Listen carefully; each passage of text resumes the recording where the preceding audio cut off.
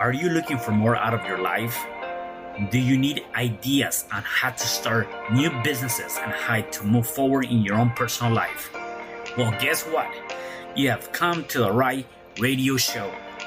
At You Can Overcome Anything podcast show, you will learn and hear from many people from all walks of life who are sharing their challenges, their stories, the habits, and the mind shifts they had to overcome to become who they are today. On top, you will get a chance to connect and see how you can overcome anything by networking and learning about your next move through this radio show. I present to you our great speakers at You Can Overcome Anything podcast show with your host, Cesar Espino.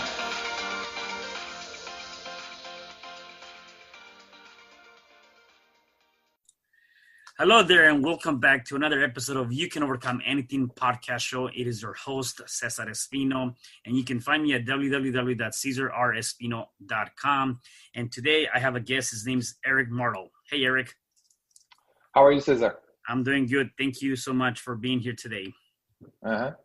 So let me give you a bit of a background on Eric, just so you guys can kind of get an idea, and then we'll definitely dive into the interview. So Eric purchased his first apartment building at just at the age of 18 years of age, and while still at the university. After graduation in his position as an actuary, he saw hundreds of companies' pensions plans being rolled over into the 401k, shifting the retirement risk to employees. This made him reconsider traditional beliefs about retirement saving. Later, after joining the technology industry and during the dot-com crash of 2001, lost a fortune. This is when he started looking for ways to earn passive income and stop trading time for money.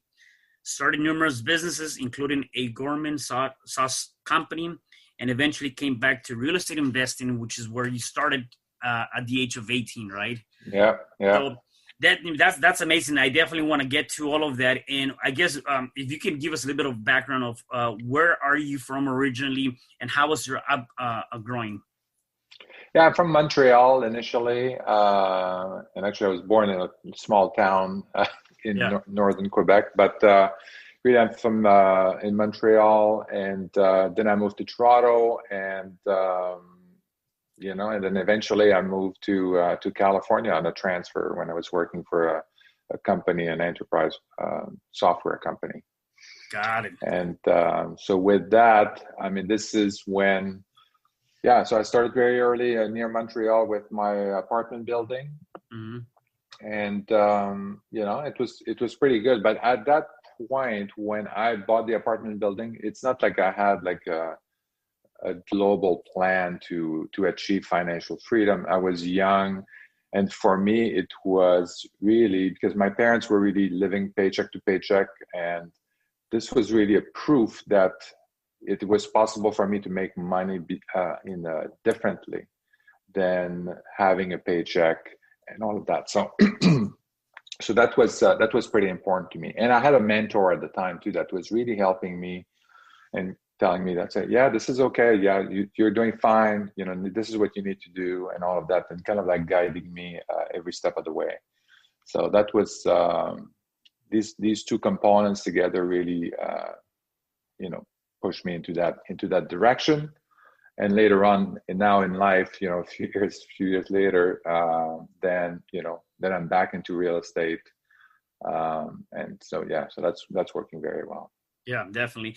So let me ask you something, kind of going back to your younger years when you were, I guess in Canada, you said your parents were living paycheck to paycheck. And I believe that sometimes the way we, the family we are born into, or the society or the environment that we are part of, right, that more or less determines or creates our reality, or at least we perceive it as that. And Absolutely. So for you, how did that shift it? Because, you could have either say, well, this is kind of like going to be my life, and, I'm going to stay with, these values or these beliefs or whatever that might be, and kind of work and live paycheck by paycheck, or you shifted that. And so I want to understand more of how did that shift come about? Yeah. And really, this is very interesting because I'm publishing a book, and Nice. this is part of it is about that. Is about kind of like how was I able to shift from the paycheck to paycheck, and from all the beliefs that we are, that we're learning from our parents, that we're learning from our friends, that we're learning from our teachers, and all of that. And how do we shift that? How do we kind of like filter these things out if they don't bring you to where you want to be? And so one of the key points for me when I realized that I basically realized that I was missing something. I was missing some information.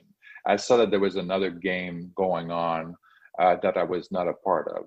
And it's really when I went to high school, and then I started learning about the stock market. I had a geography teacher that was a big student of the stock market.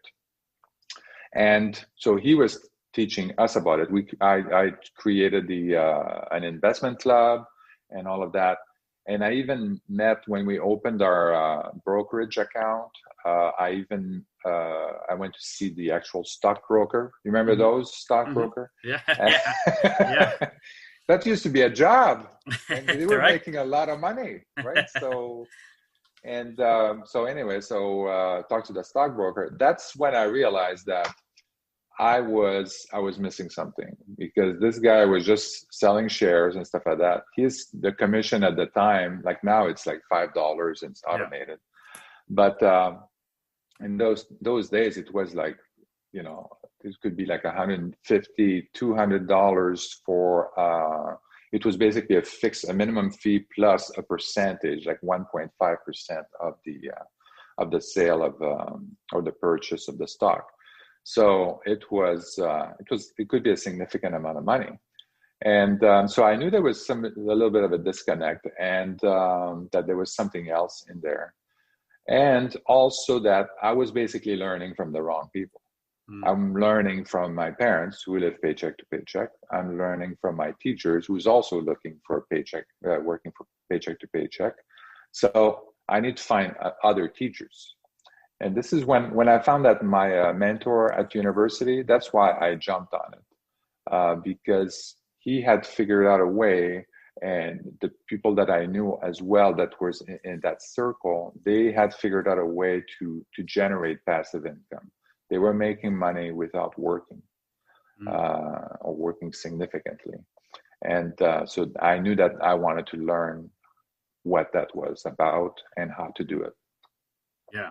You said something that I think is so critical, and even some of the people that are listening to, maybe they can relate to this or not, and that's, I think you're absolutely right. Sometimes we forget who we are listening to, and again, we tend to go for advice with our maybe parents, siblings, or even our close friends that have not figured that out, and we're asking them for business advice, or even relationships, right? Like sometimes we're like trying to figure out anything that might be within relationships, and their relationship is falling apart. So that's not the best way for them to either advise you, or they're going through that, right? And I think that's critical when we realize, as you did, that although I do love you, and that's one thing that I always tell people, is like, just because you don't go to your parents or your siblings or your close friends for an advice, that does not mean that you're taking away any kind of credit from them, or that you don't love them. Is that you're really just seeking for those answers that are going to help you move forward, right? And I'm also of the belief that you do need mentors or some sort of that kind of a person on your side, because they're going to be able to give you the ideas and the tools that you probably are missing, right? And so I think that's very, very critical. Yeah, I agree. And this is why, to me, that this is actually fundamental, right? So my book is about really removing the barriers to financial freedom. And at the beginning, that's what I start with. I start with the mindset. We start with building a belief inventory. Basically, everything you really believe about money, about business, and all of that, and investment. So what are your beliefs? What have you been taught about these things? And then we build a belief filter. And the number one thing about the belief filter is the source.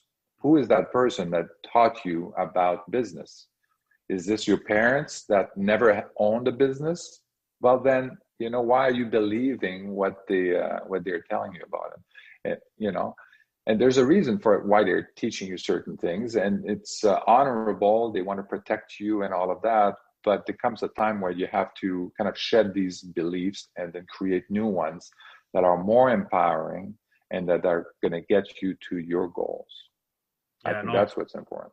Yeah, no, definitely. And I think, again, going back to that, the foundation of being able to work on your mind is so powerful, right? That's right. Because, I can teach you on how to do real estate investing. I can teach you on how to write a book. I can teach you on how to do all those things, or at least give you the tools. Yet if you don't believe that you can, or you don't have the right mindset for that, it doesn't matter which tools I'll give you. You're not going to end up moving forward with that, or you're going to end up giving up a lot sooner than you should, because obviously, that this journey, as you said, in the .com business, when you kind of got into that, you lost a lot of fortune, and you could have just given up and say, you know what, I'm going to go work for somebody else or do something else, whatever the case may be. And then never even come back to real estate, right? Yeah, that's right. Yeah, and my wife was very surprised how well I took it, and when I lost all that money. But you have to put it's gone. It's behind you. You always look forward. Yes, you learn some lessons, and you say, okay, well, you can write them down and all of that. But you have to move forward. Say, okay, what's next? What do I need to do? And this is why I also like to do like a daily practice and really start thinking every day, start looking at what do I have to do to advance towards my goal, to walk towards my goal, and then really think about that every day. And, it could be a small step, it could be all of that, but at least that, and it gives you focus as well for the rest of your day. Right. You talked about, obviously the past, that's gone, right? There's nothing you can do. Yeah. What would be your advice, though, to maybe somebody that is going through some sort of something where either they lost maybe the boyfriend or wife or husband or whatever left them, right? Something as big as that. Or maybe you lost a lot of money. At the end of the day, something major that happened in your life.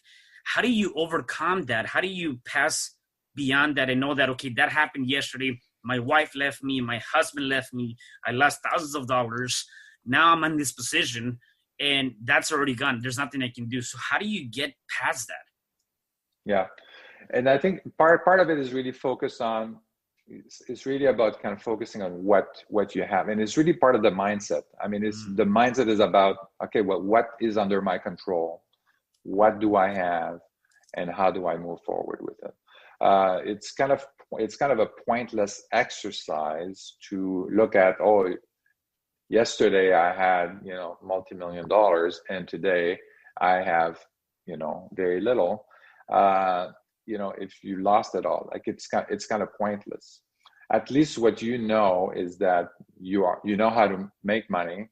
You just have to reapply it and then get going again, and focus on what you learned and move forward. So I think that's it. This is a critical mindset. I think if you dwell in the past, you're going to stay in the past. Yeah. So you have to figure out that, leave that behind, and move forward. This is a very stoic, like the stoicism. I think this is this is a very their way of thinking, or their way of thinking in the stoic way is very good, because you're always focused on the present, what needs to happen next, and what you have. So it's always about an action plan to move forward, not about dwelling in the past, and also focus on what you have under your control and not worry about everything else that's going on. Like, right now we have a lot of things about, politics and this and that. And a lot of that is out of our control, except when it comes down to voting. Yeah. But, so, let's not get all kind of tangled up into these narratives that are not helpful to your agenda to achieving your goal. Yeah. And I think part of that too is, when you go through something in life, period, and although it might be painful, because I've been there, done that numerous times, and even just recently, just going through things in my life, and we all go through it. We're all human beings. We're gonna go through it one way or the other. It comes down to what is it that you do about it, and how do you react to that situation or that circumstance, right? And the other thing that I learned is that is also looking at what happened in the past, whether it was good or bad, whether it was very painful. What were the lessons that you can extract from that experience, and then utilizing those lessons to helping you achieve your next step in life, right? And so I think that's also another one that's very critical, is that going back to that, it's all part of the mindset. You understanding that and being able to say, you know what, I can definitely look at some of the lessons and let me extract whatever I can use from that to better myself in the near future, right? So, so let me ask you this: what has been one of your, talking about lessons, what has been one of your biggest lessons up to this point, or that you've encountered? So I think for me is, well, there are quite a few, but I think one of them is really about the mindset and kind of like a stoic way of thinking as well. So that means being objective, being analytical, and really staying focused on your goals. So one of my, if you have an opportunity sometimes that's in front of you that will help you achieve your goal faster, but you have to make an important decision in order to get there, is the ability to make that decision. And one of my key example here is I had a great opportunity when I started investing in the real estate. Things were going very well. We had found the secret sauce, the secret formula, and or one of the many secret formulas that are out there. And then decided to say, okay, this is really working. This business model is working. We're going to push in that model. We're going to scale it, and say, okay, well, now we need more. As usual, we always need more money. So where do we find the money? Where's the equity, and where the funds? And the equity was actually in my home. So you can sell your home, get the equity out. I couldn't get, I had already taken the line of credit and stuff like that. And then I could also refinance, but then that would have taken a long time, and I wouldn't have been able to unlock that much more equity. So I thought, okay, well, I could sell the house, rent another house, and unlock all the equity out of that, and then invest it. A lot of people would consider that they would think their home to be something very emotional, that they're emotionally attached to, and they wouldn't be able to get rid of it in order to achieve their goal. And this is like an important kind of balancing factor. It's like, if you really want your goal, are you willing to do what it takes to achieve your goal, even if it means selling your home to achieve your goal? And this is what it is. It really changed the trajectory of our business when we did that. And we rent a house, and that renting the house actually made it was even better than we imagined. We had a bigger house, better view, and cheaper, or not cheaper, just a little bit more expensive than what the cost of owning our own home. Yeah. But so it was a great decision. But so this is so I if I was to summarize that, I would say that, focus on your goal, make the decisions that would get you closer to your goal, even if it asks you to do, if it requires you to do some sacrifice. You have to look at it a little bit more detached, more objectively, and make the decision that's going to be getting you to your goal.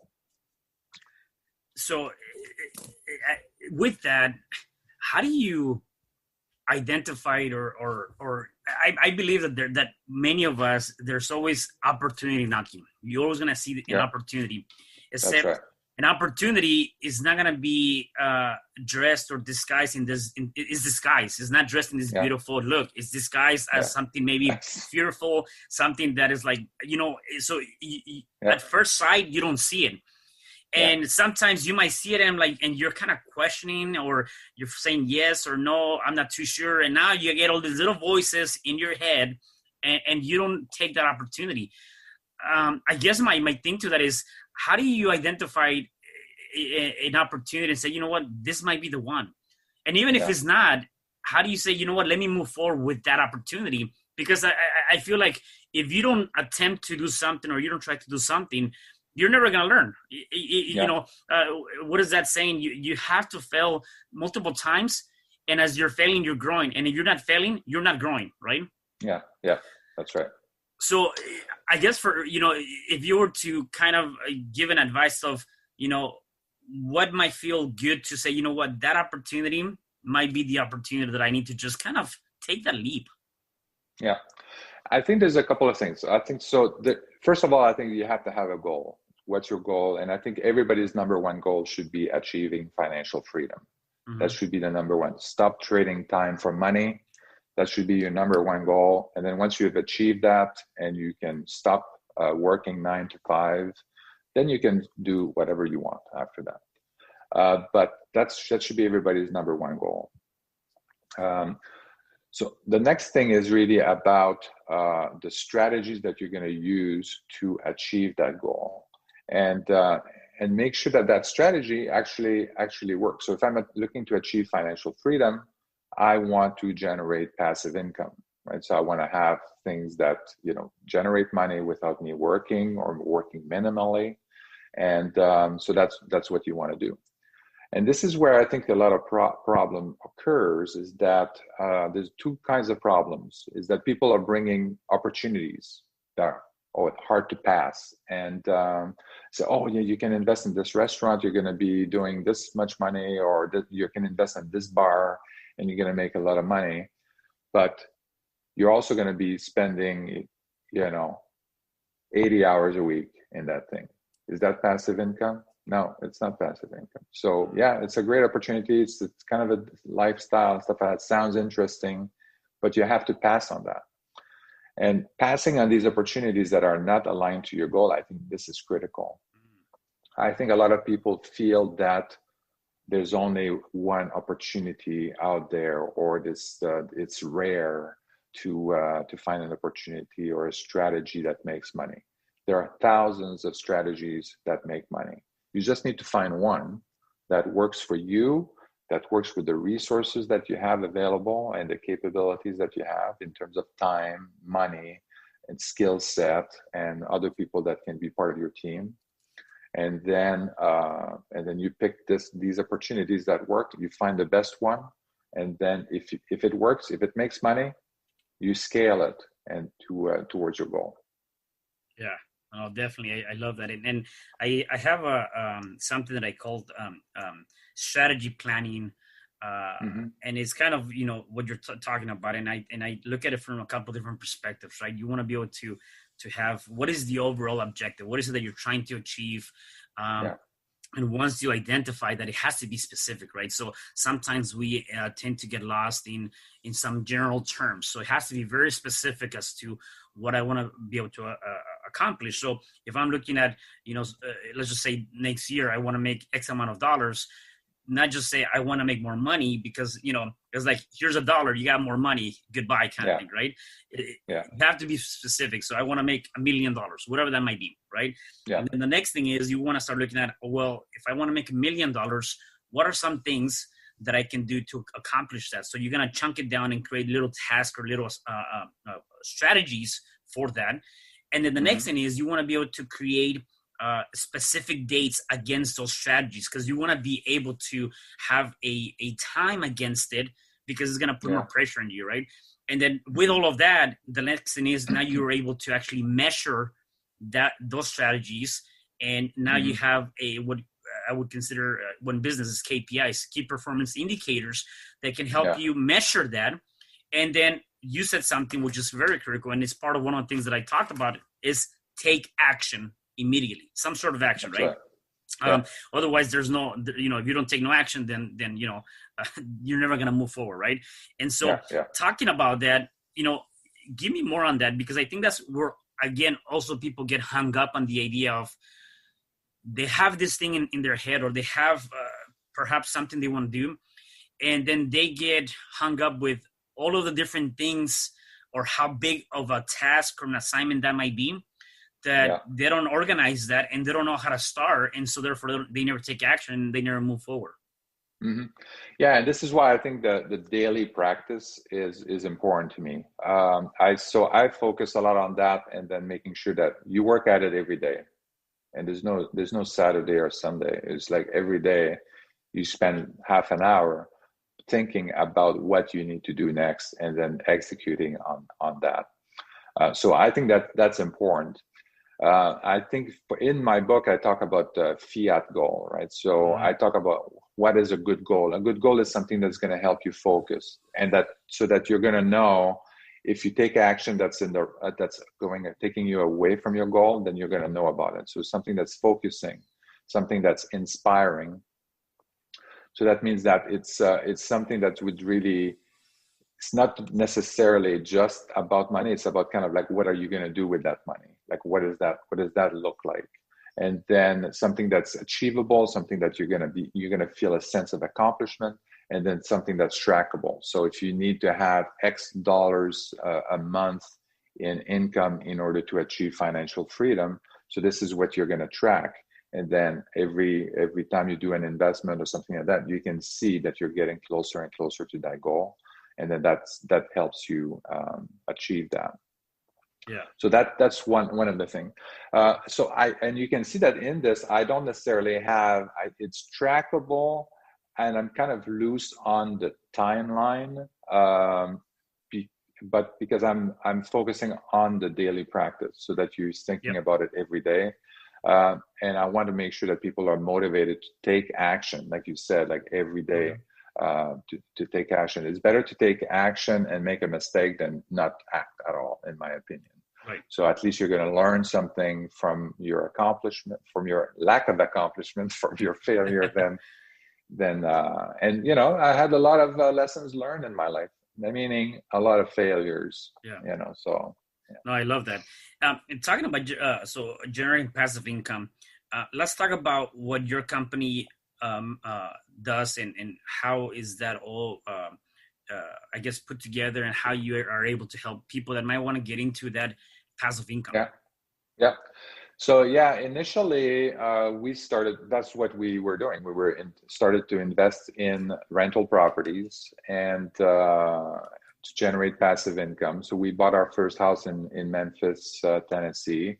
And then it was great. And then we bought 2 more and all of that. And we were just thinking about us, about my family, and, you know, getting things going. I was working with my 2 sons and at the time. So that's what we were doing. But because we had done a lot of different businesses in the past. So our friends and family, other extended family, were looking at it. They were always wondering what we were doing. What are the Martels up to? And so, you know, they were wondering kind of like what we're doing again. And I said, well, we're doing these passive income investments in real estate and out of state and all of that. And I say, well, like, you know, and then we started sharing numbers and all. And more people were interested in that and started wanting to invest with us. And that's when we decided to do MartelTurnkey, to create MartelTurnkey. And basically what we do, it's a true turnkey rental property. So it's typically a single family home, sometimes a duplex.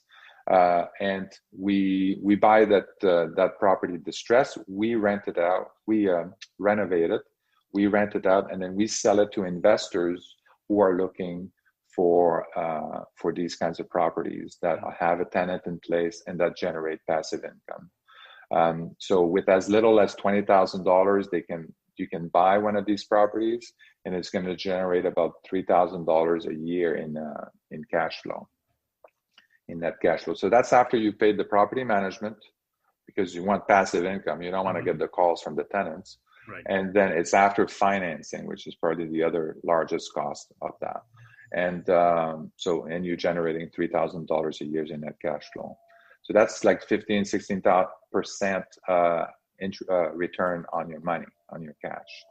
So, which is, you won't get that at the bank. And right, definitely not. Yeah. So yeah. So that's. And are this all over the U.S., or where normally is there a specific geographical area that you focus on? So there's two areas that we're focusing on right now, which is Memphis and Cleveland. So these are the two markets that work very well, that we have a good team on the ground. We have a construction team, property management in place for our investors. And this strategy doesn't work everywhere in the US. It doesn't work in California, for example. Yeah. So when we selected these markets, we looked for states that were landlord friendly. So that, if the tenant doesn't pay, this pays for my family. So I need the tenants to pay. If not, then, they need to move out. So all these things need to be, we have business diversification. We want to have to make sure that there's a low crime in the neighborhood. We're looking for B and C class neighborhoods. So this is also called the workforce housing.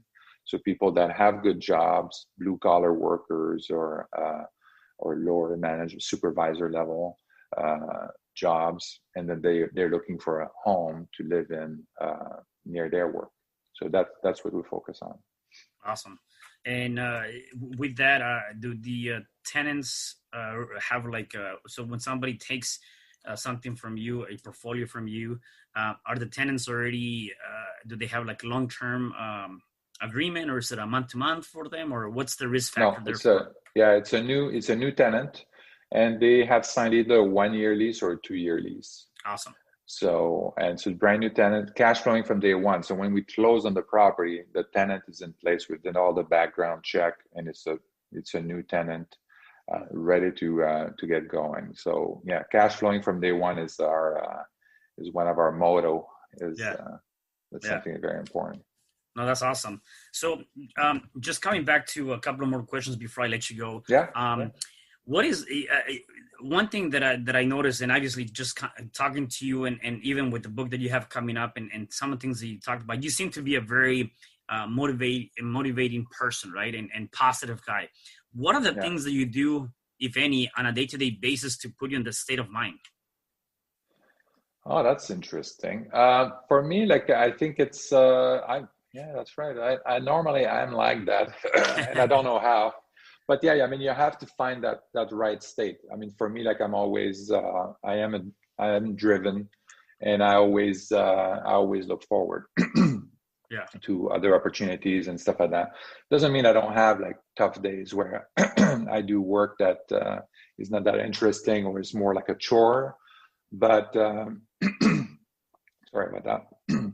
But let me take a sip. Definitely. Yeah, and even with that, do you have any particular habits? Tony Robbins talks about them as rituals, right?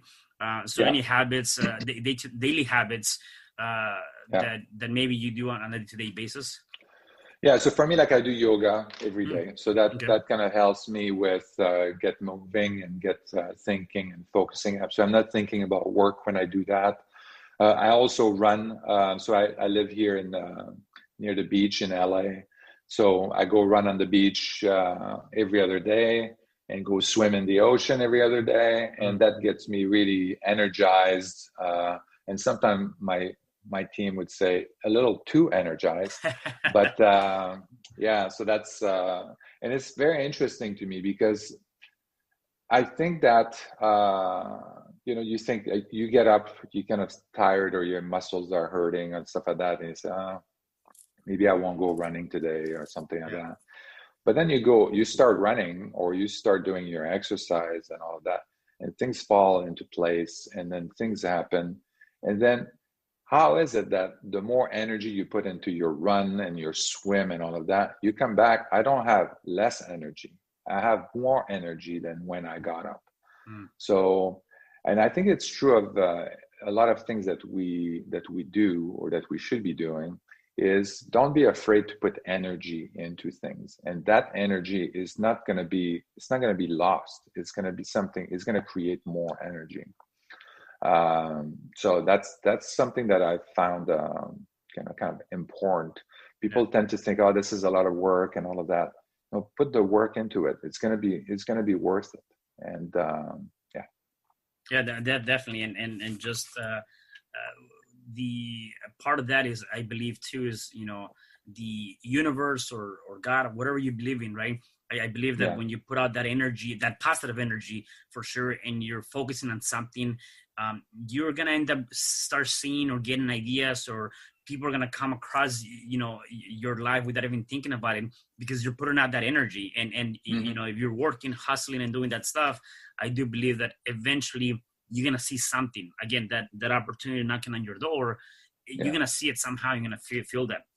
So if people wanted to connect with you or find out more about the things you do, where can they find you? So the best place to find me is on Facebook. So eric.martel.ca.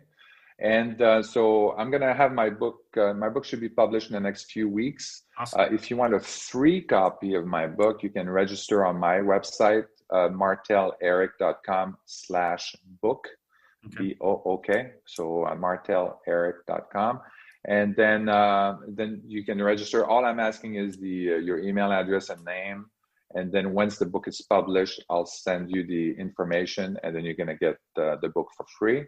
That email address is not going to be used for anything else beside the book. So I want to make sure that even though I have other businesses, this is strictly for the book. And then if you want to join in other things, then that's up to you. But right now, this is only for the book, and I'm not going to share that mailing list with anybody else. Okay, awesome. I love it. And then if I can get maybe one last advice from you, you've given us a lot of great stuff now. So if somebody's going through a challenge right now, what could be one thing that they can do to start overcoming that challenge? So challenges, so I would probably look at, so it depends on the challenge and stuff like that. But I think you can look for resources. What are the resources that are available to you?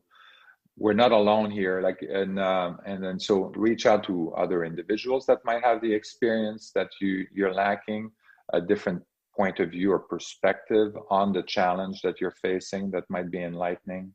And then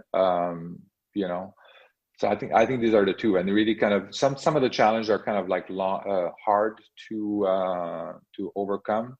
So you have to be resilient as well and continue to resolve the issue.